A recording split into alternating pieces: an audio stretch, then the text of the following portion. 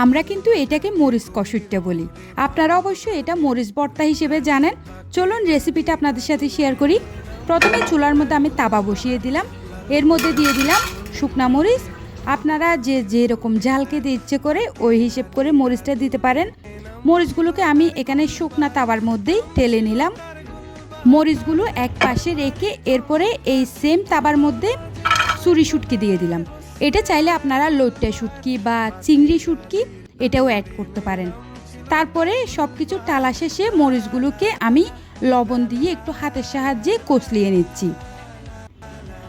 এটা আমার না যখনই ঝাল খেতে ইচ্ছে করে তখন আমি এই কাজটাই করি।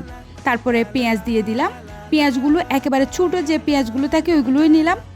তারপরে শুটকি যেটা আমি টেলে নিলাম ওটাকে ধুয়ে ছোটো ছোটো করে চিড়ে এরপরে দিয়ে দিলাম ধনে পাতা। সব কিছুকে এখন একটু হাতের সাহায্যে মেখে নিব। এই পর্যায়ে এসে এর মধ্যে আমি অ্যাড করব সরিষার তেল। আপনারা তো যারা ভর্তা লাভার আছেন তারা অবশ্যই জানেন সরিষার তেল অ্যাড করার কারণে পুরা ভর্তাটা এতটাই ফ্লেভারফুল হয়, আর তাছাড়া এটার টেস্ট এটা যেন দ্বিগুণ স্বাদে বেড়ে যায়। আমার মরিচ কষুরটা একেবারেই রেডি।